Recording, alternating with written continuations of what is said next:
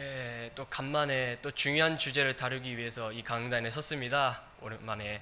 이번에 목사님께서 부탁하셨던 설교는 바로 이단 문제였습니다. 아까 들으셨다시피 신천지가 요즘 많이 활동을 하고 있잖아요. 사실 저도 이 문제는 결코 묵과하고 지나쳐서는 안 되겠다라는 생각을 이미 하고 있었습니다. 저는 이제 늘 귀국을 하면요, 늘 이제 짐을 풀기 위해서 이제 한국에 도착하자마자 교회로 먼저 발걸음을 옮기곤 합니다. 왜냐면요, 이제 버스가 이제 주변 호텔에서 내려주기 때문에 바로 목사님께서 이제 저에게 부탁하셨던 짐들을 풀기 위해 교회로 가요. 제가 그걸 왜 말씀하시냐면, 그때 이제 우편물 하나를 제가 봤습니다. 우편물 하나가 우체통에 놓여 있어서 뭔가 해서 봤는데, 신천지에서 10만 명이 신천지에서 가르치는 교육과정을 이수하여 졸업했다는 기사가 떡하니 있었습니다. 열어보니까요, 작년에 신천지에서 졸업식 행사를 크게 했었는데 이에 대해 홍보하는 기사였던 것입니다. 그런데 이게 끝이 아니었습니다. 최근에도 아까 목사님이 말씀하셨던 대로 그 편지 2통을 제가 확인을 했는데 모두 손편지였던 데다가 목사님께 보내는 편지로 한 편지는 한기총과 CBS는 없어져야 한다고 따지고, 다른 한 편지는 최근 활동이 잦으신 이제 정광훈 목사님에 대해 어떻게 생각하느냐 하면서 이제 감히 답하기 힘든 그런 질문을 하기도 했었습니다. 편지의 내용이 약간 상이해도 한 가지 확실했던 것은 편지를 발송한 두 사람 모두 신천지의 가르침이 옳다고 자신 있게 표현했다는 점이었습니다. 상황이 이렇다 보니 설교 준비를 하면서 신천지가 어떻게 가르치나 동영상을 많이 봤습니다. 근데 이제 허탈해서 한참을 웃다가 또 한참을 화내다를 반복했습니다. 한편으로는 또 안타까움도 느꼈습니다. 도대체 기성교회에서 어떻게 가르쳤으면, 중요한 교리에 얼마나 가르침이 부족했으면 신천지의 허술한 가르침들을 홀라당 넘어갈 수가 있을까? 성경 공부라는 이름으로 복음을 듣기는커녕 예수 그리스도께서 누구신지 바로 알지도 못하게 된 청년들이, 저와 같은 청년들이 이렇게 많이 있다는 게 수두룩하다는 사실에 마음이 아픕니다. 이제 저는 신천지의 역사나 어떤 기원 등을 따지면서 들어가지는 않겠습니다. 잠언 14장 12절에서 이렇게 말씀하죠. 어떤 길은 사람이 보기에 옳으나 그것의 끝은 사망의 길들이니라. 각 종교의 교주들이 어떠한 이유로 종교를 창설하든 상관없이 모두 진리라는 기준에서 벗어났기에 사망과 파멸이라는 결과는 동일하다고 성경이 이미 말한 바 있기 때문입니다. 수개월 전 서울침례교회 이일의 목사님께서 5월경인가 신천지 탈탈털기라는 제목하에 이미 신천지의 기원과 여러 가지 오류들을 제대로 파헤쳐 주셨는데요. 실제로 신천지가 만들어 놓은 교리적인 오류들과 해석 오류들은 너무나도 다양해서 한 시간에 다 다루기에는 시간이 부족하기도 했습니다. 그런 거로 어떤 부분은, 만약 제가 설명하지 않은 부분이 있다면 나중에 서울침례교회 이일의 목사님께서 잘 다뤄주셨으니 그 설교를 참고해 주시고요. 저는 별개로 신천지에서 어떠한 교리적인 오류를 범하고 있는지, 또한 얼마나 성경적인지 얼마나 비성경적인지를 파헤쳐서 여러분들과 함께 성경에서 진정 말한 바가 무엇인지를 바로 알아가는 시간을 가지도록 하겠습니다. 기도하겠습니다. 전능하신 주 하나님, 주의 권능 있는 말씀과 교리를 통하여 날마다 배단위 침례교회 성도들에게 영적인 성장을 주시고 구원의 기쁨을 되새기게 하시니 감사합니다. 오늘도 변함없이 말씀을 통해 우리가 서로 사랑하고 섬김으로써 주님의 명령을 따르도록 바른 길로 인도하시니 감사합니다. 주님, 오늘 오후에는 진리 없는 사랑으로 성도들을 지금까지도 미혹하고 있는 신천지를 감히 파헤치고자 합니다. 사랑에 결핍하고 지식에 결핍된 이들이 계속해서 잘못된 길로 가고 있고 무려 10만 명이 잘못된 교리에 사로잡혀 있습니다. 그러나 주님, 사랑과 지식으로 균형 잡힌 신앙으로 살아가고자 다짐한 우리 배단위 침례교회 성도들이 말씀을 바르게 나누어서 거짓된 교리를 분별하게 하시고, 또한 바른 옳지 못한 교리들을 배격하게 하시고, 성령님께서 우리에게 밝히 드러내신 뜻을 이해하게 하셔서 주님께서 다시 오시기까지 그리스도께서 중심이 되는 은혜와 진리의 삶을 살게 하옵소서. 감사드리옵고 예수 그리스도의 이름으로 기도합니다. 아멘. 자, 그럼 교리적인 부분을 이제 다루기 전에요. 추수꾼에 대해서 한번 이야기해 보고자 합니다. 추수꾼.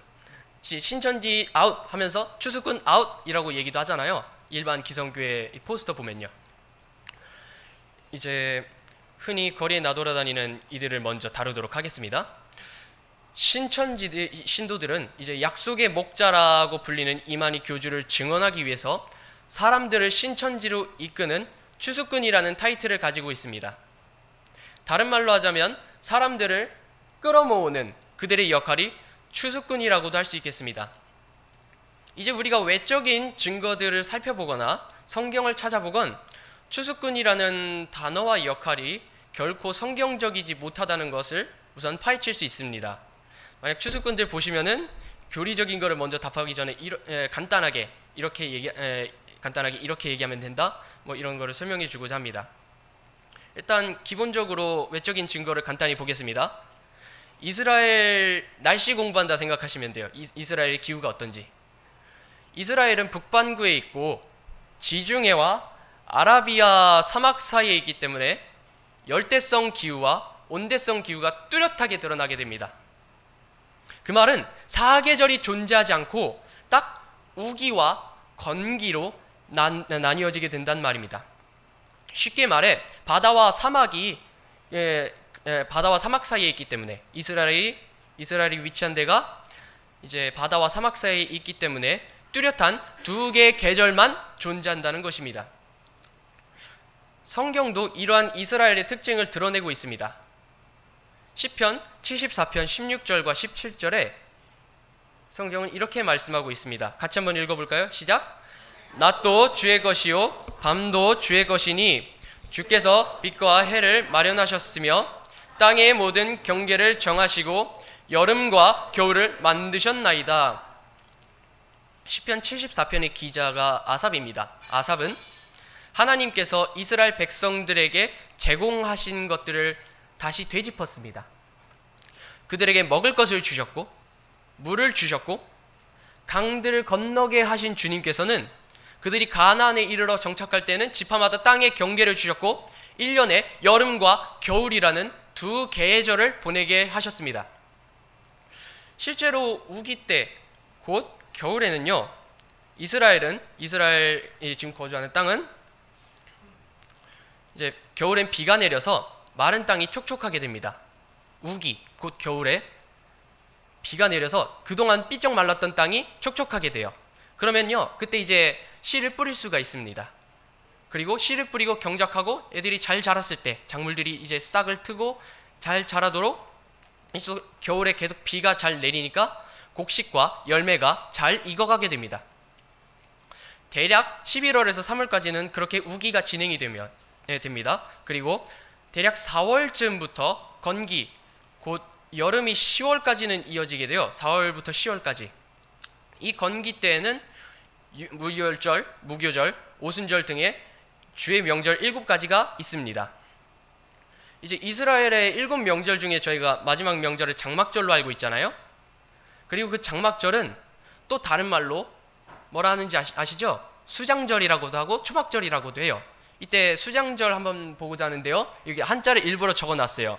이제 신천지가 가끔 한자 풀이를 하면서 교리 비교를 하잖아요. 저도 한번 한자를 한번 보고자 해서 이렇게 가져왔습니다. 이때 숫자가 거둘 숫자입니다. 거두어 드려요.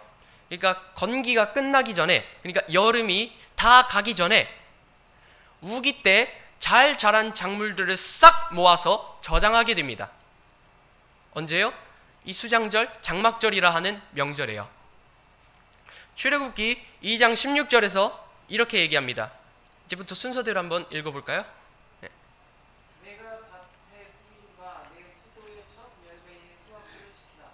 내가 밭에서부터 수고하여 얻은 것을 거두어들일 때 곧 한 해의 끝에 있는 수장절을 지키라. 예, 그렇습니다. 수장절이 건기 곧 여름에 있고 이스라엘 사람들은 건기이자 여름에 작물들을 수확한다는 것을 알 수 있습니다. 고로 우리는 이제 잠언 10장 5절이 이제 또 무슨 말을 하는지 이해할 수가 있습니다. 이제 묵상하는데 읽으면서 이해가 안 가셨을 법도 한데 건기, 곧 여름에 수확한다는 사실만 알면 이 구절이 무엇을 의미하는지 바로 알아차리실 것입니다. 잠언 10장 5절 한번 보겠습니다. 여름에 거두는 자는 지혜로운 아들이나 수확 시에 잠자는 자는 수치를 끼치는 아들입니다. 이제 감 잡으시나요? 여름과 수확 때는 같은 시기입니다. 곧 이제 잠언을 통해서 한번 적용해 보면요, 수확하는 시기가 여름이니까 제때 작물을 거두는 게 지혜로운 것이죠. 그래서 여기 보시면 지혜로운 아들은 수확해야 될 때 여름에 제때 거두는데 수치를 끼치는 아들은 수확 때 잠잔다는 소리예요. 여름에 잠을 잔다는 거예요. 이제 지금까지 이렇게 이스라엘 기후와 계절의 특징들을 성경을 통해서 장황하게 설명했습니다. 비가 내리는 겨울, 우기에는 씨를 뿌리고 열매가 자라기를 기다립니다.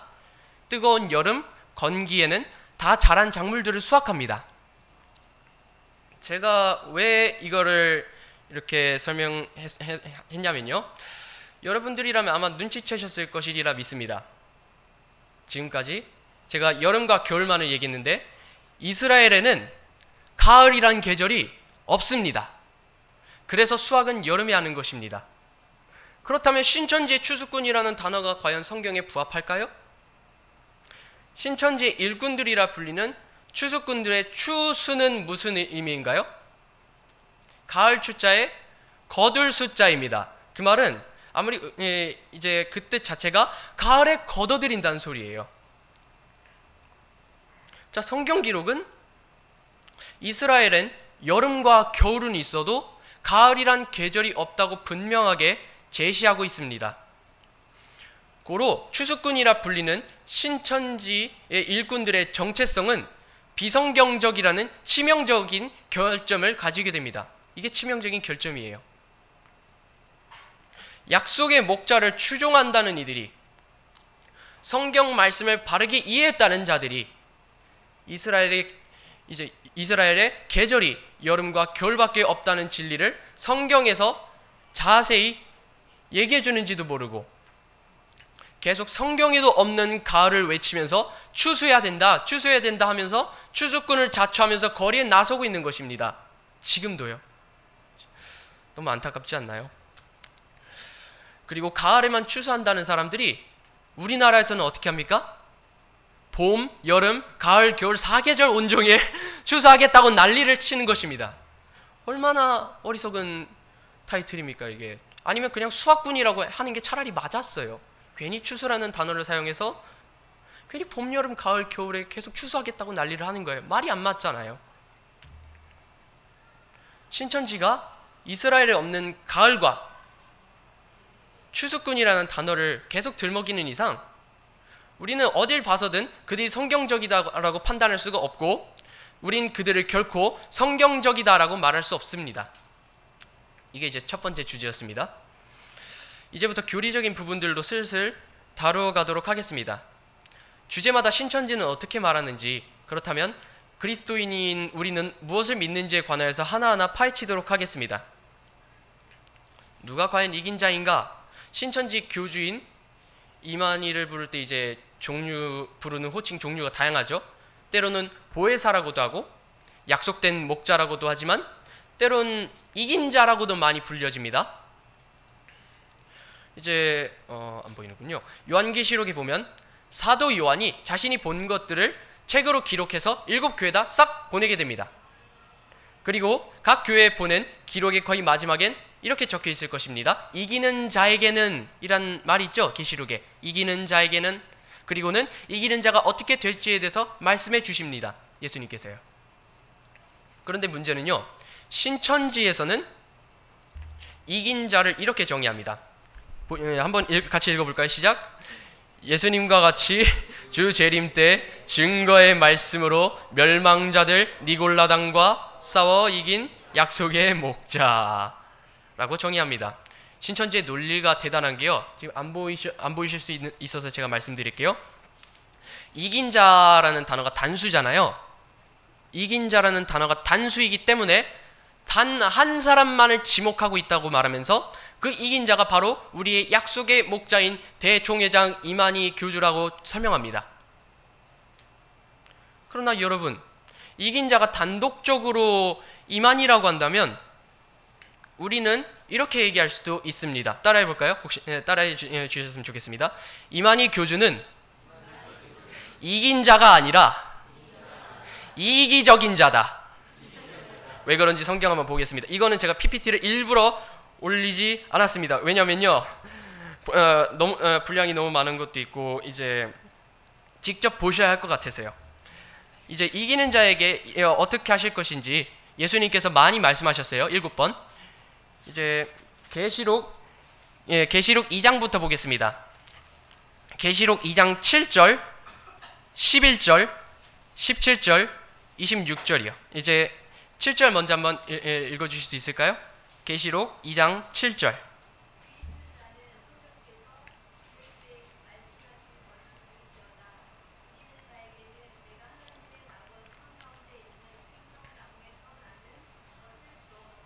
다음 11절입니다. 11절.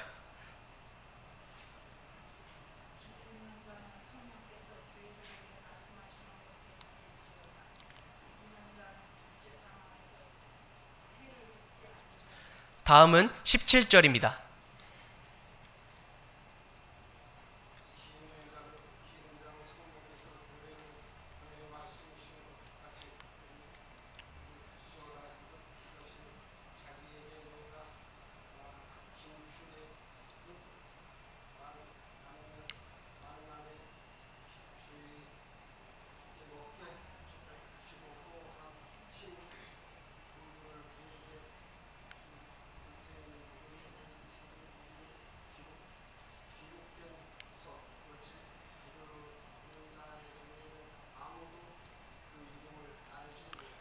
다음은 26절입니다. 26절.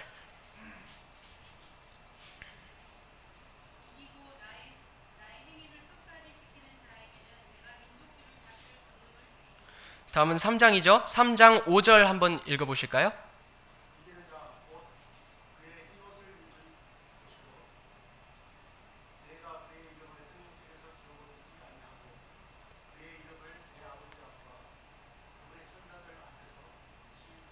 다음은 12절입니다.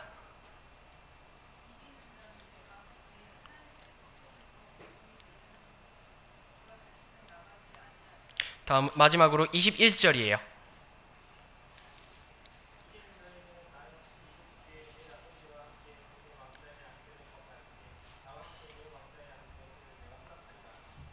자, 이걸 모두 이만희 교주 한 사람에게만 대입해 봅시다. 자, 이만희 교주는 이제 이긴 자가 아니라 진짜 이기적인 자죠. 정말 이기적인 사람이라는 걸 알 수 있습니다. 병도 스스로 못 고치고 나이도 스스로 이기지 못하면서 뭐가 잘났는지, 뭐가 잘났다고 자기 혼자 이긴 자라고 합니까? 신천지의 해석대로라면 이긴 자가 이만희 교주 단 한 사람이기 때문에 자기 혼자 생명나무에서 나는 것을 먹고, 자기 혼자 둘째 사막에게 해를 입지 않고, 자기 혼자 만나를 먹고, 자기 혼자 민족들을 다스릴 권능을 받았고, 자기 혼자 흰옷을 입었는데요. 또한 자기 혼자 하나님의 성전에서 기둥이 되고, 또 자기 혼자만 왕좌에 앉아요. 그러나 하나님께서는 결코 이만희라는 단 한 사람만을 위해서 이런 말씀을 우리에게 주신 것이 아닙니다. 그렇다면 누가 이기는 자일까요? 이 자기만 이긴 이만희 교주가 아니죠? 그렇다면 과연 누가 이기는 자일까요? 우리가 성경을 볼 때 단수로 표시되어 있으면요, 대상이 하나뿐인 경우가 많습니다. 하지만 때때론 그 단어가 단수임에도 불구하고 그 단어가 내포하는 대상이 둘 이상의 복수인 경우가 있습니다. 예를 들어 볼게요. 여기 이스라엘이라 했을 때 창세기에서 가끔 이스라엘 하면은 또 야곱 한 사람을 얘기하기도 합니다. 그죠? 야곱이 새로 받은 이름이 이스라엘이니까요.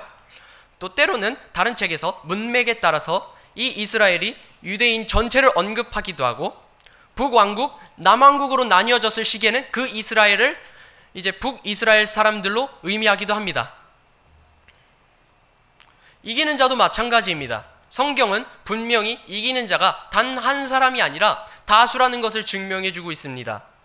요한일서 4장 4절과 5장 4절이 이렇게 말하고 있습니다. 같이 읽어보겠습니다. 시작. 어린 자녀들아 너희는 하나님께 속하였고 또 그들을 이기었나니 이는 너희 안에 계신 분이 세상에 있는 그보다 더 크시기 때문이라. 다음 구절로 읽어보겠습니다. 시작. 무엇이든 하나님에게서 난 것은 세상을 이기느니라. 세상을 이기는 승리는 이것이니 곧 우리의 믿음이니라. 우리의 믿음, 곧 회개하고 예수 그리스도를 믿은 우리 그리스도인들 모두가 믿음으로 이기는 자라고 말씀하고 있습니다. 다시 한 번 더 찬송가, 아까 저희 불렀던 찬송 313장 한번 보실까요? 아까 봤던 찬송가 313장 한번 보실게요. 마침 맞더라고요. 네, 우연찮게도. 주님께서는 우리가 주 예수 그리스도를 믿는 힘으로 온 세상을 이기는 자라고 말씀하고 계십니다. 그래서 여러분들과 함께 그 후렴 부분 있잖아요. 믿음이 이기네, 그 부분 있죠? 같이 크게, 짧게, 굵고 크게 찬양하도록 하겠습니다. 준비되셨나요? 시작. 믿음이 이기네, 믿음이 이기네, 주 예수를 믿음이 온 세상이 이기네. 아멘이십니까? 그리스도인은 예수 그리스도를 믿음으로써 이미 이겼습니다. 누가 감히 자기 혼자 이긴 자라고 말할 수 있겠습니까? 성경 말씀은 분명히 예수 그리스도를 믿는 우리가 이기는 자라고 했습니다. 앞으로 주님께서 이기는 자에게 주실 것을 우리 이긴 자들이 누리게 될 그날까지 앞으로도 승리하는 삶을 살게 되길 소망합니다. 다음 주제입니다. 다음 주제는 하나님론, 중요한 주제죠. 삼위일체입니다. 신천지는 이제 교주 이만희에게 초점이 많이 가 있기 때문에서인지 하나님과 관련된 교리에 있어서도 큰 오류를 드러내고 있습니다. 그중 삼위일체라는 중요한 교리를 아예 틀렸다라고 주장하기까지 합니다. 신천지는 이렇게 말합니다. 보시다시피 아버지와 아들 그리고 성령 하나님께서는 각각 다른 개체이시기 때문에 결코 이 셋은 하나가 아니다.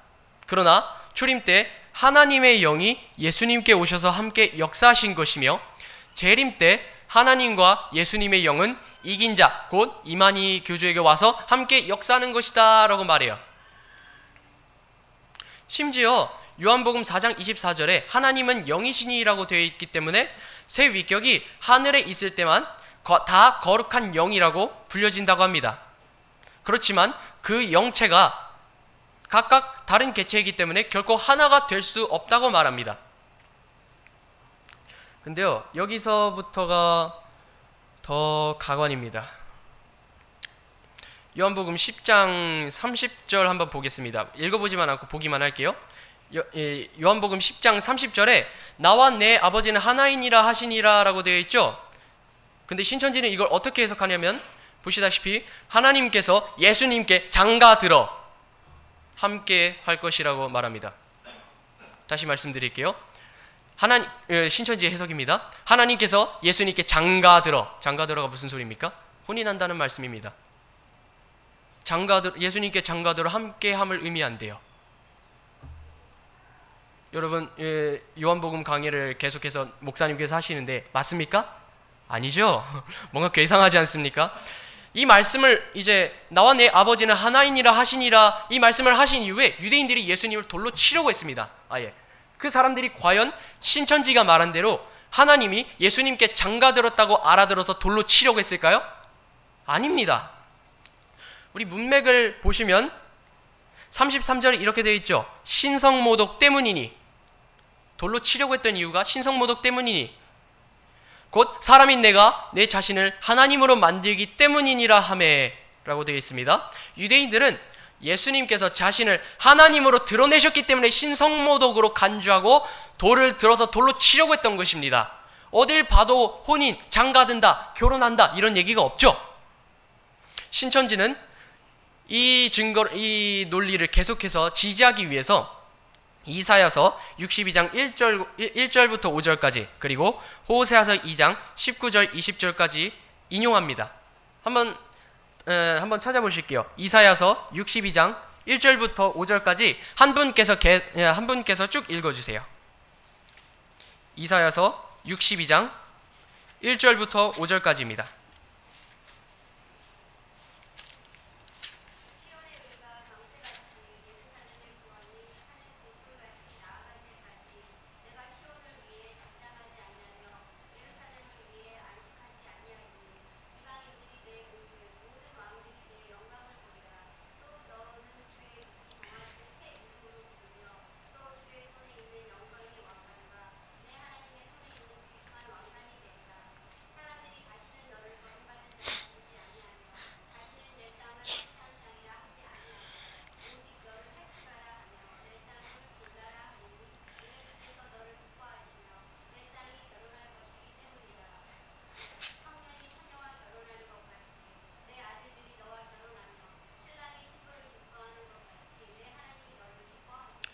호세아서 2장 19절과 20절은 제가 읽도록 하겠습니다.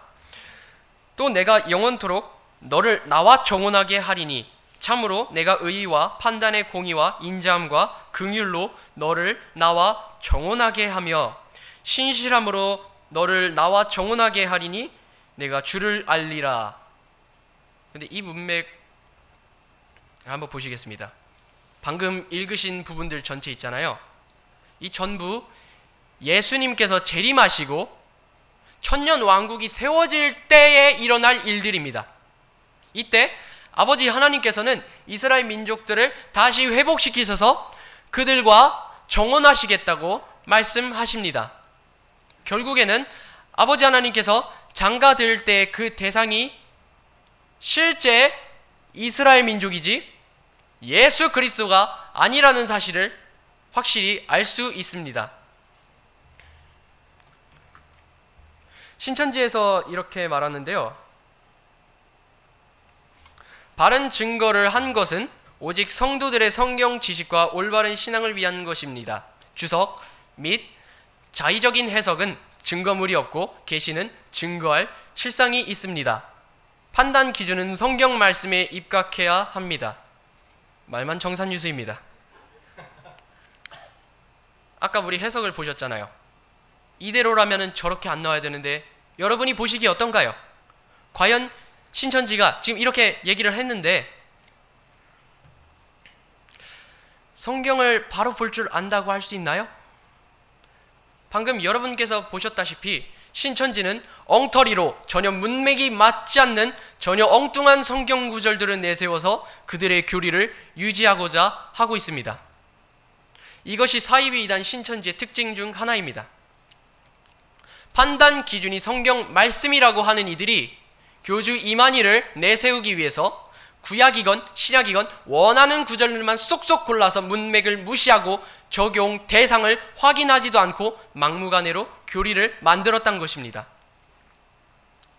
다시 넘어와서 우리가 성경대로 믿는 그리스도인들이잖아요. 그렇다면 우리는 삼위일체를 어떻게 믿습니까?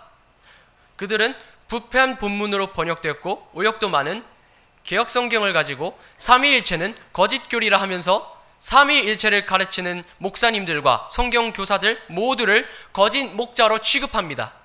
그러나 하나님께서 섭리 가운데 보존하신 킹제임스 성경은 과연 우리에게 뭐라고 밝히 가르치는지 보겠습니다.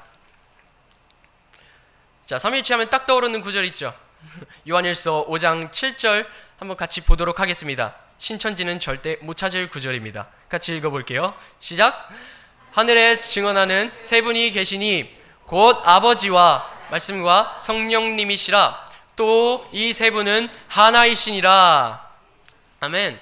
이게 분명하게 하나라고 말씀하고 있는데 하나가 아니라고 하면 안 되겠죠.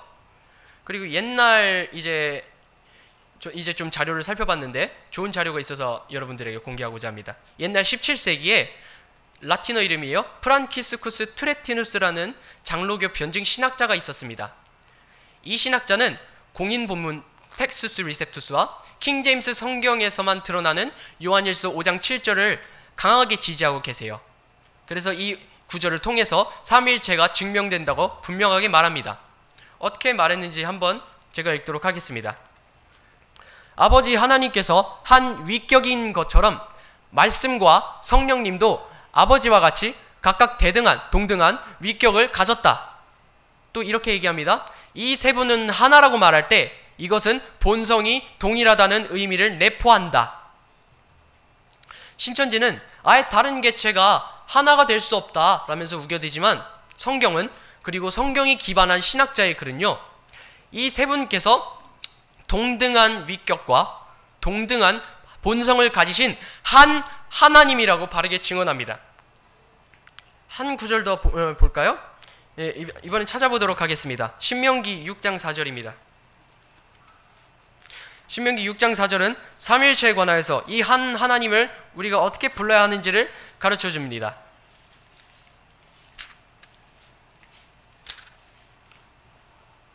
다 찾으셨나요? 찾으신 분들 같이 읽도록 하겠습니다. 시작. 오 이스라엘아 들으라, 주 우리 하나님은 한 주시니. 각각 세 위격을 가지신 하나님께서는 신천지가 말하는 그 거룩한 영어로 불리시지 않습니다. 그러나 이 세 분, 곧 한 하나님께서는 모두 주 여호와 하나님으로 불려지십니다. 다 여호와로 불려지신다는 겁니다. 아버지, 말씀, 성령님께서는 각기 뚜렷한 특징과 별개의 위격을 가지고 계시지만 서로 위격이 동등하시고 본성도 동일한 한 주님이시고 한 하나님이십니다. 그래서 우리가 찬송가 1장을 보시면은 성삼일체 우리 주로다, 우리가 이 구절에 기반해서 이렇게 믿고 있는 것입니다. 우리는 이렇게 계속 믿고 있고 앞으로도 이 믿음을 계속 유지해야만 합니다. 다음 주제는 이제 한번 보시겠습니다. 이제 신천지에서 아이러니하게 대우하는 성경 인물 중 한 사람이 있다면 바로 침례자 요한일 것입니다. 원래 우리가 아는 대로라면 침례자 요한은 주의 길을 예비하는 광야에서 외치는 소리입니다. 마치 거리 설교자들이 그러듯이요.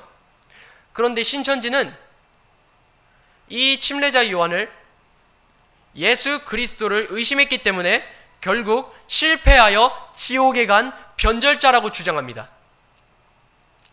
또한 이 침례자 요한이 헤롯 왕의 가정사를 괜히 간섭을 해가지고 감옥에 결국 끌려갔고 나중에는 목베어 죽었으니 결국 순교자도 아니다라고까지 주장합니다. 그럼 마태복음 14장 3절부터 5절까지 읽겠습니다. 침례자 요한이 헤롯 왕을 꾸짖은 게 잘못되었다는 것은 아예 말이 되지 않습니다. 그렇기 때문에 침례자 요한이 어떻게 행동했는지를 확인할 필요가 있어요. 성경을 통해서. 같이 읽어보겠습니다. 시작. 헤롯이 자기 동생 빌립의 아내 헤로디아로 인해 요한을 붙잡아 그를 결박하여 감옥에 가두었으니 이는 요한이 그에게 이르되 당신이 그녀를 취하는 것은 율법에 어긋난다 하였기 때문이라.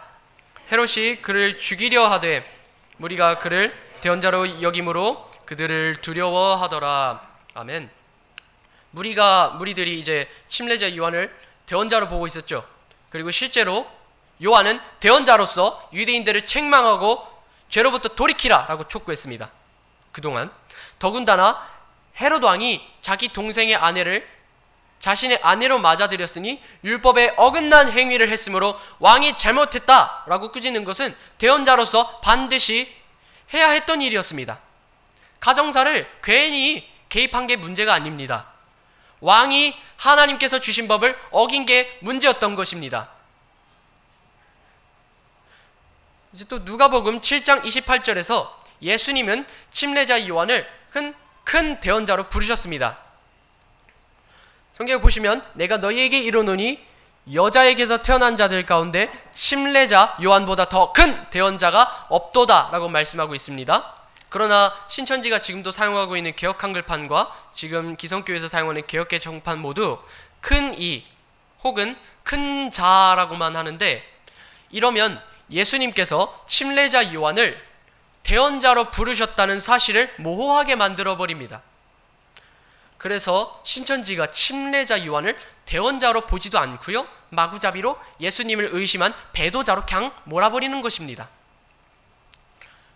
그렇다면 한번 보겠습니다. 성경은 과연 침례자 요한이 예수 그리스도를 의심했다고 말하나요? 마태복음 11장 2절부터 4절까지 또 같이 읽어보도록 하겠습니다. 이 두 구절 다 연속해서 읽겠습니다. 시작. 이제 요한이 감옥에서 그리스도께서 행하신 일들을 듣고 자기 제자들 중에 두 사람을 보내어 그분께 이르되 선생님이 오실 그분이 오니까 아니면 우리가 다른 분을 기다리오리까 하니 예수님께서 그들에게 대답하여 이르시되 가서 너희가 듣고 보는 그것들을 요한에게 다시 보이되. 신천지는 자기가 말하는 세례 요한이라죠.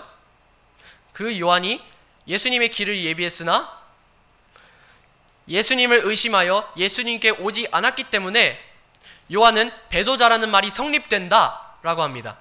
예수님을 의심했고 예수님께로 가지 않았으니까 배도자라는 말이 성립이 된대요. 근데 이제 제가 계속해서 강조했습니다. 문맥을 자세히 봐야 합니다. 성경을 볼 때 문맥을 자세히 봐야 합니다. 침례자 요한이 어디에 있었나요? 감옥입니다. 감옥에 있었습니다. 왜요? 이제 잘못 말을 이제 꾸짖었는데, 왕을 꾸짖었는데 결국 투옥이 되었죠. 자기 마음대로 예수님께 오갈 수 없으니 스스로 나갈 수가 없잖아요. 탈옥을 할 수가 없잖아요. 그렇기 때문에 두 제자를 보내서 예수님께 질문했던 것입니다. 그런데 예수님이 누구입니까? 사람 속에 있는 것들을 다 아시는 주님이십니다. 만약 침례자 요한이 의심하면서 질문했더라면 예수님께서는 베드로에게 했었듯이 침례자 요한에게도 이렇게 얘기했었어야 됐을 것입니다. 같이 한번 읽어볼까요? 밑에 구절입니다. 시작. 오 믿음이 적은 자여 어찌하여 의심하였느냐. 만일 진짜 의심을 했더라면, 침례자 요한이 예수님을 진짜 의심했더라면 예수님께서는 제자를 통해서라도 이렇게 얘기했었을 것입니다. 오 믿음이 적은 자여 왜 나를 의심했느냐. 성경을 비교해보면 이게 오히려 맞는 소리입니다. 이게 오히려 말이 되는 소리입니다. 이제 제가 존경하는 목사님 중 한 분이신 마틴 로이드 존스 목사님께서는 이제 마태복음 11장 설교를 하실 때 침례자 요한이 했던 질문을 중대한 질문이라고 정확하게 찝습니다. 이 질문이 중대한 질문이라고 정확하게 말씀해 주세요. 이 목사님의 설교를 제가 발췌해서 한번 읽어드리겠습니다. 실제 목사님의 설교였습니다. 그러나 지금 요한은 투옥 중이었습니다. 그는 감옥에 한동안 갇혀 있으면서 두 제자를 보내어 본문의 질문을 던지게 했습니다. 이것은 의심일까요? 아니요, 그렇지 않다고 저는 생각합니다. 이것은 침체입니다. 중요한 단어입니다. 의심과 믿는 자들의 침체는 전혀 다른 것입니다. 저는 이 문제에 시간을 끌고 싶지 않습니다. 그러나 우리들은 의심과 침체 사이에 중요한 차이점을 붙잡아야 합니다. 이렇게 마틴 로이드 존스 목사님의 설교에서 정확하게 일러준 한 가지가 있었습니다. 그것은 침례자 요한이 감옥에서 예수님을 의심한 것이 아니라 침체에 빠져 있었다라고 말해줍니다. 그래서 질문을 통해 요한은 스스로가 소망을 품기를 바라는 것이었습니다. 그러나 신천지는 로이드 존스 목사님과는 달리 침례자 요한이 의심에 빠졌는지 침체에 빠졌는지조차 정확하게 구분하지도 못했습니다. 예수 그리스도라는 영원한 소망이 그들의 중심에 있지 않았고 침례자 요한을 깔아뭉개고 이긴 자인 교주 이만희를 지켜 세우는 데만 치중했기 때문입니다. 침례자 요한은 결코 배도자도 아니고 결코 지옥에 들어가지도 않았습니다. 예수님을 의심했던 것이 아니라 투옥 중에 침체에 빠져 있었던 것이었습니다. 우리도 침례자 요한이 그랬듯 어려운 상황 속에 영적인 침체에 빠질 수가 있습니다. 그러나 우리는 또한 침체에서 벗어날 수가 있는데 그 이유가 무엇입니까? 예수 그리스도께 소망을 두기 때문입니다. 침례자 요한은 두 제자에게서 예수님께서 이 땅에 오신 메시아 곧 그리스도가 맞다는 소식을 듣고 침체에서 벗어나 다시 소망을 품었을 것입니다. 우리 또한 마찬가지로 예수 그리스도께서 다시 오실 것이다라는 분명한 소망을 가지고 영적인 침체가 왔을 때 당당히 이겨내야 할 것입니다. 이제 마지막 주제입니다. 열심히 달리셨어요. 이제 드디어 마지막 주제까지 한번 보도록 하겠습니다. 어물쩍 넘어가는 신천지. 신천지 입장에선 이렇게 얘기해요. 지금 이 시대에 하나님께서 역사하신다면 또한 한 목자를 택하셔서 역사하는 게 당연하다 라고 봅니다. 그리고 그 목자가 이제 대총회장 이만희라고 하겠죠. 문제는요, 왜 이런 전제가 생기는지, 그리고 왜 그 약속의 목자가 이만희 교주인지 성경으로 설명하지 않습니다. 여기서 중요합니다. 보혜사, 즉 흠정역에서 말하는 위로자가 성경에 있다고는 잘만 말하는데 왜 이만희 교주가 그 보혜사이고 위로자인지 성경을 통해 말해주지 않습니다. 어떠한 설명 없이 어쨌든 이만희 총회장이 약속의 목자이다, 보혜사이자 이긴 자다 라고 말하면서 어물쩍 넘어갑니다. 스킵을 시켜버립니다. 왜 그들이 설명을 못하고 은근슬쩍 넘어가려고 할까요? 요한복음 5장 39절 한번 보도록 하겠습니다. 같이 읽어보겠습니다. 큰 소리로 시작. 성경 기록들을 탐구하라. 너희가 그것들 안에서 영원한 생명을 얻는 줄로 생각하거니와 그것들은 곧 나에 대하여 증언하는 것들이니라. 만일 이만희 교주가 참된 보혜사이고 참된 목자다라고 하면 성경에서 그 증거를 제시해줘야 할 뿐더러 교주 본인이 성경에 말한 예언들에 전부 다 1.1획도 오차 없이 부합해야만 합니다. 그러나 성경에서는 이만희 교주가 참 목자이고 보혜사이고 이긴 자다라는 증거를 단 하나도 제시해 주질 않습니다. 그냥 그거야, 그냥 그렇게 이해해 하면서 어물쩍 넘어가 버린다는 것입니다. 그래서 이때만큼은 포교하러 온 사람들이, 포교하러 온 그 신천지 신도들이 누가 합주기가 됩시다 한 것도 아닌데 모두 다 합주기가 되어버린다는 것입니다. 그런데 우리 주 예수 그리스도는 어떻습니까? 예수님께서는 스스로 성경 기록들이 자신을 증거한다고 말씀하셨습니다. 성경은 메시아 그리스도이신 예수님께서 처녀의 몸에서 나실 것을 제시하셨습니다. 그리고 실제로 성령님으로 말미암아 마리아가 잉태하여 예수님을 낳으셨습니다. 예수님께서는 3년간 지상에서 사역하실 동안 모세와 같은 대언자로서 그 누구도 흉내내지 못할 권능의 말씀과 교리를 선포하셨습니다. 신명기 18장 15절에 그렇게 얘기하죠. 나와 같은 대언자가 또 온다. 예수님께서 그렇게 하셨습니다. 또 도달장으로 끌려가는 어린 양같이 예수님께서도 붙잡히셨고 십자가에 못 박혀 피를 쏟아가시며 죽으셨어요. 왜요? 많은 사람들의 죄를 담당해서 제거하시려고요. 그리고 끝내 사흘 만에 예수님께서 본인이 일으켜지실 것이리라 하신 그대로 부활하셨습니다. 이것이 우리가 전하는 복음 아닙니까? 이제 다시 오셔서 하실 일들만 남은 거죠.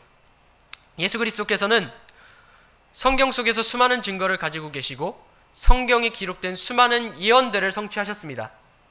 과연 신천지의 이만희 교주가 감히 상대할 수 있겠습니까? 예언을 1도 성취하지 못한 사람을 감히 예수님과 동등하게 여길 수는 없는 법입니다. 이제 슬슬 마무리를 또 짓겠습니다.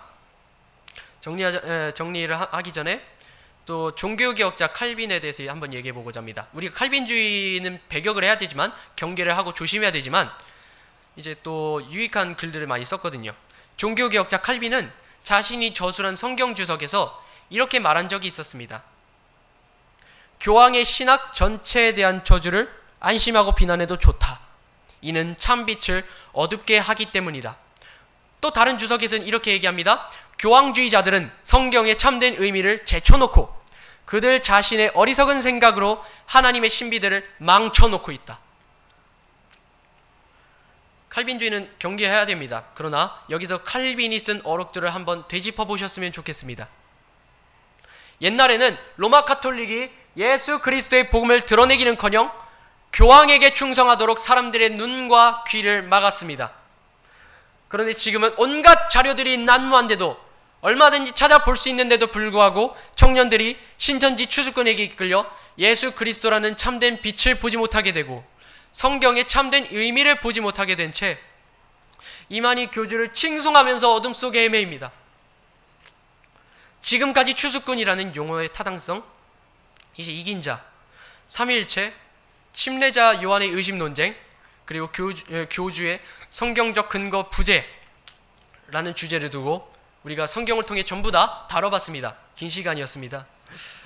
이 킹제임스 성경이 하나님께서 섭리로 보존하셨다는 것을 믿는 우리는 지금까지 말씀을 바르게 나누어 각 주제들을 면밀하게 살펴봐서 무엇이 참된지를 확인할 수가 있었습니다. 우리가 왜 그렇게 할 수 있었습니까? 우리에게는 약속의 목자 그 교주 이만희가 아니라 우리에게는 참된 목자이자 진정 선한 목자이신 예수 그리스도께서 계시기 때문입니다. 그리고 그분께서 우리에게 위로자 성령님을 보내셔서 이 진리의 말씀을 밝히 이해하게 하셨기 때문입니다. 마지막으로 갈라디아서 1장 한번 보시겠습니다. 갈라디아서 1장 8절 9절 한번 보실게요. 우리 모두 이기는 자입니다. 그러니 믿음을 가지고 계속 한 발자국씩 앞으로 주님께서 기뻐하시는 길로 나아가시길 바랍니다. 앞으로 설날 연휴가 다가오는데요. 가족들에게 우리가 배운 바와 같이, 목사님을 통해 배운 바와 같이 사랑으로 복음을 전하고 주님께로 인도해야 됩니다. 그런데 그 도중에, 우리가 복음으로 인도하는 도중에 저 신천지 추수꾼들이 끝까지 우리에게 강팍한 마음으로 다른 복음을 전하면서 우리를 방해한다면, 여러분들을 방해한다면, 우리는 우리가 배운 그대로 우리의 무기를 들어 바로 분별합시다. 그들에게 이 구절을 당당히 외치는 성경신자 그리스도인 여러분들이 되시기를 소망하면서 다 같이 한 목소리로 갈라디아서 1장 8절과 9절을 읽겠습니다. 시작. 그러나 우리나 혹은 하늘로부터 온 천사라도 우리가 너희에게 선포한 복음 외에 어떤 다른 복음을 너희에게 선포하면 그는 저주를 받을지어다. 우리가 전에 말한 것 같이 내가 지금 다시 말하노니 만일 어떤 사람이 너희가 받아들인 것 외에 어떤 다른 복음을 너희에게 선포하면 그는 저주를 받을지어다. 아멘. 이렇게 해서 신천지에 대해서 다 다뤄봤고요. 앞으로 또 설날 다가오기 이전에 한 번 더 또 정리하면서 정리하면서 신천지가 무엇이 잘못되었는지 보시고, 또 설날 때 또한 모든 것들을 배격하고 오로지 그리스도 중심으로 복음을 가지고 여러분들의 신지 가족들 모두에게 사랑으로 섬김으로 복음을 전할 수 있는 여러분들과 제가 될 수 있기를 바라면서 이 강의를 마치도록 하겠습니다.